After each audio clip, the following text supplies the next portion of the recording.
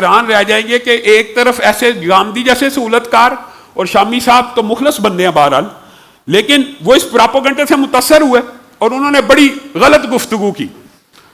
میں یہ سمجھتا ہوں کہ اس سے بھی زیادہ جاہلانہ گفتگو مرزا محمد علی جیلمی نے کی ہے۔ اب آپ کو پتہ ہے، آپ کے سامنے پہلے بھی رکھتا ہوں کہ اس بد زبان، بد کلام، بدتمیز شخص کی بکواس سے کوئی بھی محفوظ۔ رسول اللہ صلی اللہ علیہ وسلم کے بارے میں کہہ رہا ہے کہ یہودی کہتے تھے کل کا چھوکرا، انا للہ و انا الیہ راجعون۔ ان کے بڑے بڑے جو پادری بیٹھے ہوئے تھے وہ کہتے تھے یہ کل کے چھوکرا آ کے ہمیں بتائے گا، وہ کہتے تھے یہ کل کے چھوکرا آ کے ہمیں بتائے گا۔ معاذ اللہ، کسی یہودی نے نہیں کہا۔ اور پھر دلیل دیتا ہے، قاری خلیل نے کہا ہے۔ قاری خلیل کی گفتگو دلیل ہے، اور ان کا جو موقف ہے وہ اپنے موقف سے رجوع کرے۔ تو ضدی اور ہٹ درم ہے، تو اڑ گیا۔ تو اس سے پوچھا گیا کس یہودی نے کس کتاب میں لکھا ہے رسول اللہ کو؟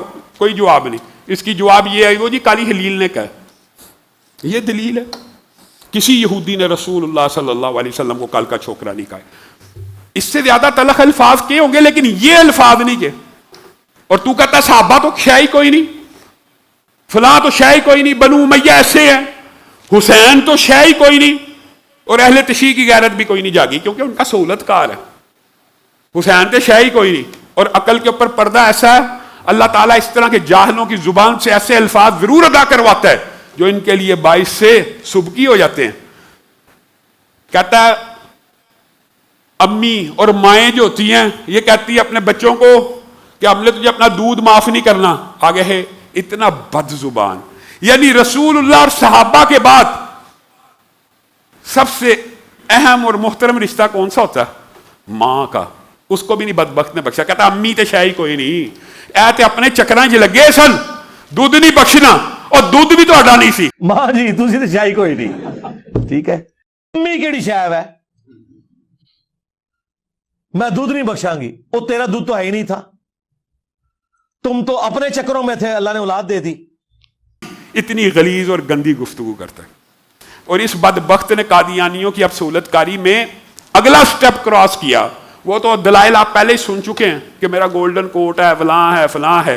قادیانیوں کے بارے میں اب نئی ایک پھلجڑی چھوڑی ہے کہ قادیانی بھی کلمہ گو ہیں، اور قادیانیوں کا قبلہ و کعبہ بھی وہی ہے جو مسلمانوں کا ہے۔ تو قادیانی بھی کل رسول اللہ کی امت میں سے اٹھائے جائیں گے، پل صراط کے موقع کے اوپر تفریق ہوگی۔ انا للہ و انا الیہ راجعون۔ ایسا جاہل آدمی جس کا کل مبلغ علم یہ ہو، کسی کے پاس سرٹیفکیٹ نہیں ہے، بس جو کلمہ پڑھتا ہے اس کے ظاہری کلمے کا احترام ہوگا، باقی اگر وہ منافق ہے یا کوئی اور ایشو ہے وہ اللہ اور بندے کا معاملہ ہے، قیامت والے دن پولیس رات کے اوپر وہ الگ ہو جائے گا، لیکن دنیا میں آپ نے ظاہری کلمے کا احترام کرنا ہوگا۔ قادیانی نبی علیہ السلام کو مانتے ہیں، قرآن کو مانتے ہیں، بخاری کو مانتے ہیں، مسلم کو مانتے ہیں۔ اگر غلام احمد قادیانی صاحب نے قیامت کے دن آپ کا گریبان پکڑ لیا تو آپ کیا کریں گے؟ قادیانی بہتر ہے آپ کی نظر میں یا چشتی رسول اللہ پاک؟ ان کے پاس نہ کوئی علم غیب تھا، نہ بزرگ تھا، نہ دلوں کا حال جانتے تھے، یہ مناظرہ بھی نہیں کر سکتے قادیانیوں کے ساتھ کہ قادیانی بھی رسول اللہ کی امت میں سے اٹھائے جائیں گے۔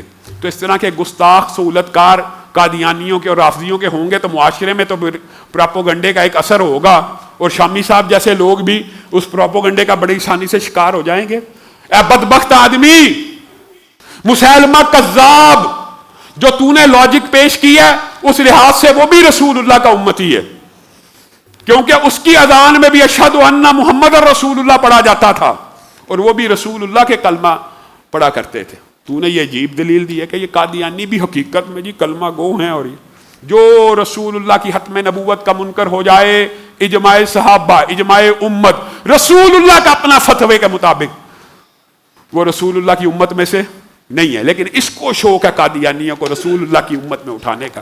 اس جیسے بدبخت اور گمراہ لوگ ہر دور میں پیدا ہوتے رہے، اور ان کی حقیقت، اور یہ کنویں کے مینڈک ہوتے ہیں، اپنے کنویں کو کل کائنات سمجھتے ہیں۔ بیچاروں کی حیثیت کل یہ ہے کہ کسی مسجد میں نہ جمعہ پڑھا سکتے ہیں، نہ عوام میں پھر سکتے ہیں، باہر نکل کے دکھائے لوگ جوتے مارے۔ ہر ایک کے بارے میں لوگ مجھے ویڈیوز بھیجتے ہیں، یہ جی آپ کے بارے میں یہ کہہ رہا ہے، آگے سے ہم ہنس پڑتے ہیں۔ یار جس کی زبان سے صحابہ محفوظ نہیں، تابعین محفوظ نہیں، اس کی ماں محفوظ نہیں، ہمارے بارے میں اگر بکواس کرنا تو کرتے رہے۔ لیکن قانون نافذ کرنے والے ادارے کہاں ہیں؟ انتظامیہ کہاں ہیں؟ ہمارا ان سے یہ مطالبہ ہے، پہلے خطبے میں مطالبہ کیا، اگر محرم کو امن و امان سے گزارنا تو اس کا بڑا آسان نسخہ اور طریقہ ہے، جو صحابہ کی توہین کرے اس کی زبان کو کاٹ ڈالا جائے، اور جو اہل بیت کی توہین کرے اس کی زبان کو بھی کاٹ ڈالا جائے۔ اور اگر آپ یہ نہیں کر سکتے تو اس کے لیے پرچہ درج کر دیا جائے، مقدمہ درج کر دیا جائے۔ اللہ کی قسم، آپ نے امن کمیٹیوں کو آزما لیا، آپ نے ہر سسٹم آزما لیا، ایک مرتبہ یہ سسٹم 1 سال لگا کے دیکھے کہ جو توہین کرے گا پرچہ ہو جائے گا۔ 1 منٹ کے اندر تمام RPOs اپنے اپنے علاقے میں یہ سرکولر جاری کر دیں کہ کسی بھی صحابی کی توہین ہوگی پرچہ ہوگا، کسی بھی اہل بیت کی توہین ہوگی پرچہ ہوگا۔ اللہ کی قسم توہین کرنے والے بعد آ جائیں گے، لیکن نہیں، آپ نے تو امن کمیٹیاں بنائی اس لیے کہ توہین ہو جائے اور پھر جذبات کو ٹھنڈا کیا جائے۔ چلو یار رہن دیو اگلے سال تک، او یار ہن اگلے سال مجلس ہونی ہے، او بس یار مٹی پاؤ، یہ مٹی ڈالو، برداشت نہیں ہوگی۔ ہمیں امن و امان چاہیے، ہم پاکستان میں امن و امان چاہتے ہیں، ہر بندہ چاہتا امن و امان ہو، لیکن صحابہ کی توہین کی قیمت کے اوپر ہم امن و امان نہیں چاہتے۔